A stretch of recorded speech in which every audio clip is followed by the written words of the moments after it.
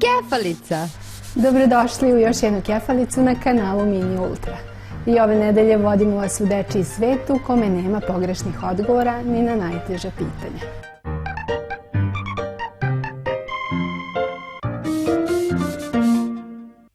Kad sam bio mali. Kad sam bio baš mali, jedno vreme sam želeo da postanem pilot.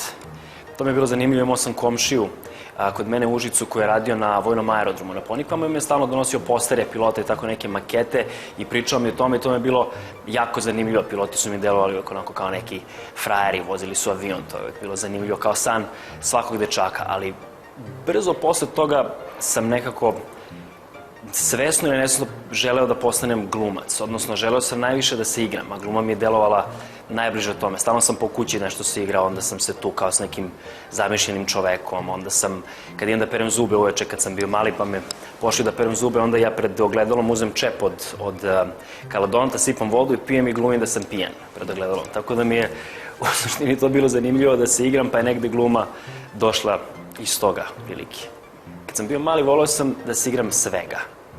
Sa društvom tu u dvorištu iz grada igrali smo se svih mogućih igara, policajaca, lopova, kaubojaca, indijanaca, svega, ali kad sam sam, imao sam nekoliko omiljenih igračaka. Prvo je bio Skeletor iz crtanog filma koji se zove He-Man, ne znam da se toga neko seća, Skeletor i Ninja Kornjače. I njima sam voleo stalno da se igram, imali su uvek neke borbe ili takmičenje ili tako nešto. I kad su mi te igračke pukle, bio sam jako tužan. I godinama mi se činilo da kad bih sad dobio te igračke da bih ponovo uzeo da se igram i baš skoro, pre možda 10-ak dana, su mi dva drugara kupili dve kornjače i imam ih ponovo kući i s vremena na vreme stvarno ih uzmem da se igram i osjećaj je fenomenalan.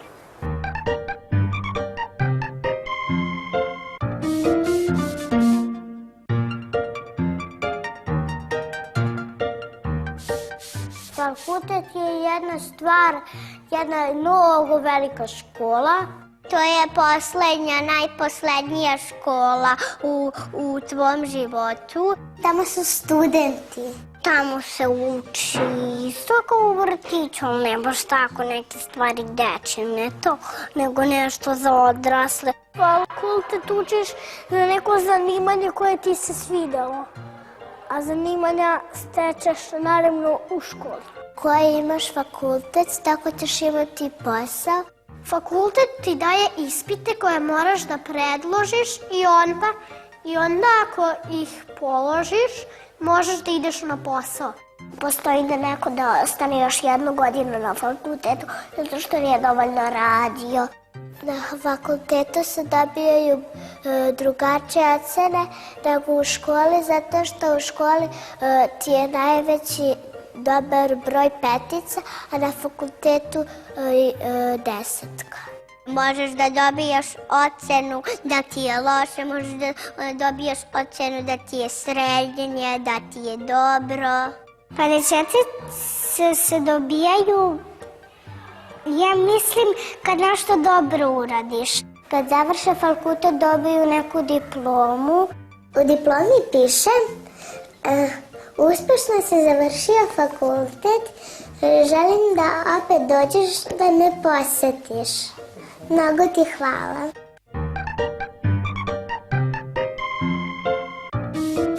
Fakultet je škola u koju ideš kad malo porasteš, ali ne zato što moraš, nego zato što ono što se uči na tom fakultetu koji ti odabereš te jako zanima i voliš to i želiš da naučiš što više o tome.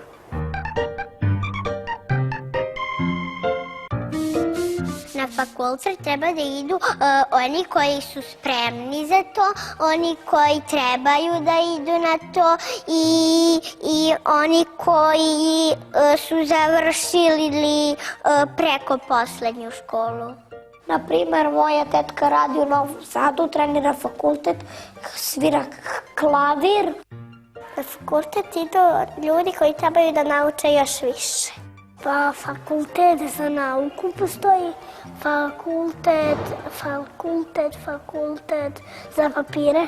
Postoji pravni, postoji za farmaceute, postoji za majstore, za veterinarke i veterinare. Za policajce se zove policijski fakultet. Obično postoji fakultet za vožnju.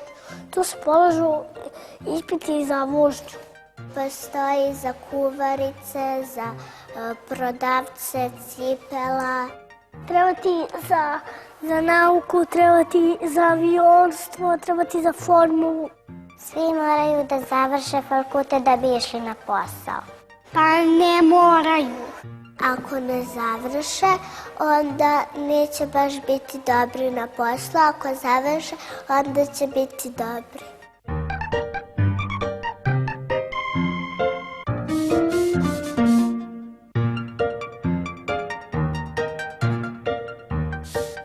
Pa struja je, znaš ono žuto? Žuto. Ne znam, još mi nisu mama i tata rekli. Jesam stigla da ih pitam. Struja utikat, tako da je nikad nisam videla. Struja je kao jedan talas koji pliva u zvuku, a u stvari se on ne vidi, ide kroz žice. Ona ima razne munje, drugačijih boja koji idu kroz antene. Pa struja je neka vrsta kanapa. To je jedna žica koja je zakačena za banderu i onda to se tako prenosi ljudima u celom svijetu. Struja je nešto električno i ima puno prekidača. U struji mnogo ima struje koja ide kroz taj kabel, ide. Moraš da čekaš da dođe kroz talas, naprimjer kao grom. Šta je hvatao Nikola Tesla. Struja se pravi od vetrenjače. Što se više vrti vetrenjača, to više dolazi struje više. Sa vodom se stvara struja. Voda vrti nešto pa se tako pravi. Voda tako teče i onda se to pretvori u električnu struju kao kod groma.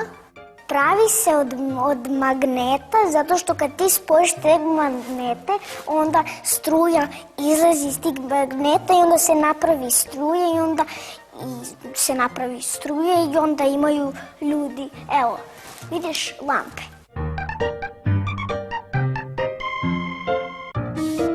Ja ne znam tačno da kažem šta je struja, ali mogu da kažem nekoliko stvari o struji.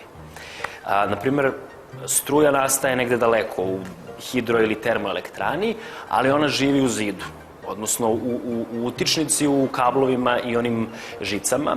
I struja je zanimljiva zato što je ona s jedne strane dobra, ona napaja razne aparate kao što su televizor, pegla, frižider, šporet, kompjuter i tako dalje. Znači neke aparate koje čine naš život zanimljivijim i lakšim.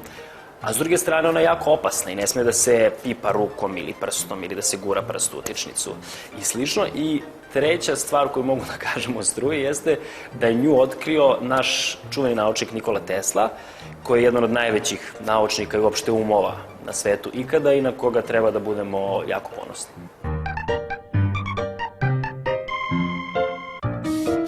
Struja je vrsta opasnosti. Struja je nešto što može da te oteče ako puno ga pipkaš.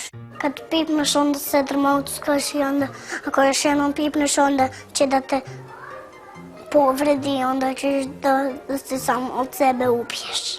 Može da napravi požar ako zapali šibicu, struju. Struju mogu samo odrasli da diraju, a deca ne. Može i struja da bude opasna, a može i korisna. Može struja da ti da svetlo u stanu, noć je. Važno je da ne bi bio u mraku i da imaš, kada ti je prljava kuća, da imaš da usisavaš. Struja ti daje da napuniš kompjuter, telefon, mobilni, fiksni i to sve. Struje je izmislio jedan čovek koji se zove Nikola Tesla. On nije imao šta da radi i čitao je neku knjigu i onda je izmislio struju. Pa on je smišljao šta nam još treba i dugo je razmišljao. Vidiš na sunčanici kako ovo radi, znaš? Ono je sto. On je On je znao da im nešto fali, pa je onda izumeo struju. Onda je on stavio neke kablove i onda u neki korektor i onda je napravio struju i onda je tati mnogo davno umreo i onda sad ovi znaju kako se pravi struje. Da nije smislio struje ne bi bile ni lampe, ni punjene tableta i svih takih predmeta. Da nije on izmislio struju. I svijet bi bio mnogo drugačiji da Nikola Tesla nije napravio struju.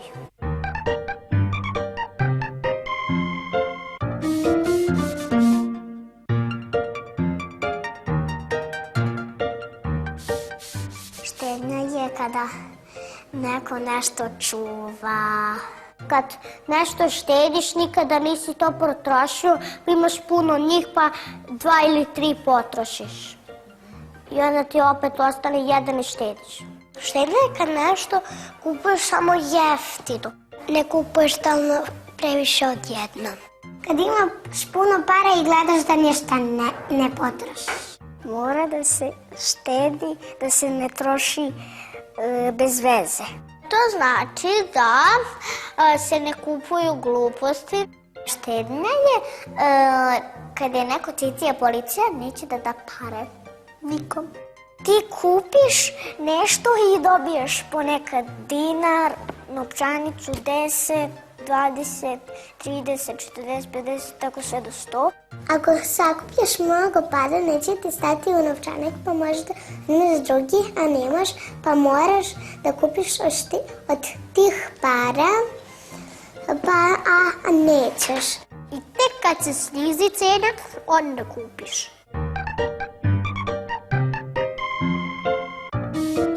Štednja. Štednja. Može da bude svašta. Može da se štedi struja, na primer, može da se štedi novac, može da se štedi pažnja, mogu da se štede poljupci, tako da štednja je onako jedan pipav pojam, može da bude i dobro i loše. Dobro je kada štedimo nešto što je, kako da kažem, korisno po okolinu ili po druge, a kada štedimo neke dobre stvari, onda to nije dobro. To je onda sebičluk, da kažem. Ali štednja, pa, teško pitanje, jako.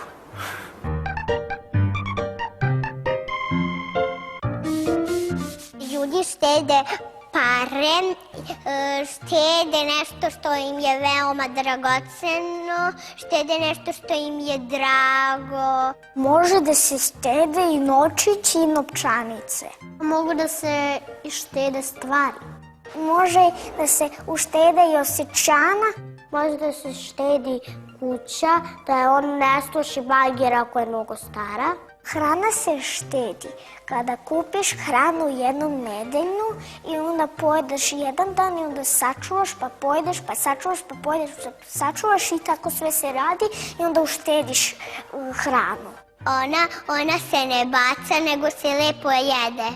Kao štedimo jedan čaj, popijemo i jedan nekoliko dana prođe i štedimo kad smo bolesni.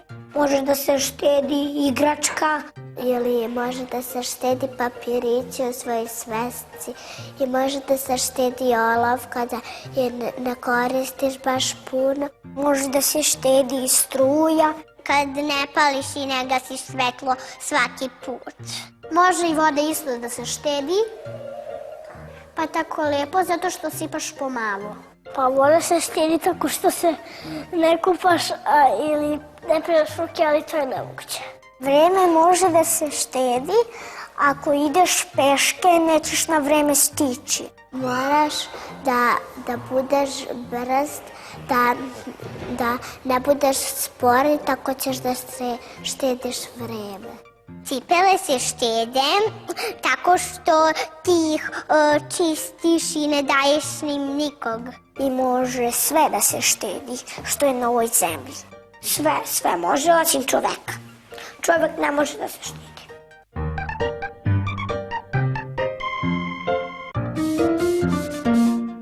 U današnjoj emisiji Kefalici pomogli.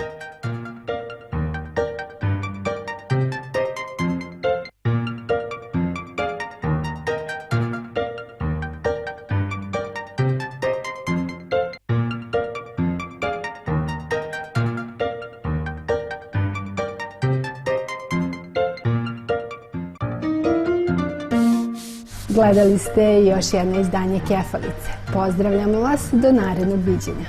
Pitanja nova, odgovor traži Kefalica. Kaži šta misliš, budi pametnica, mučni glavom nek ti zagrlica. Kefalica.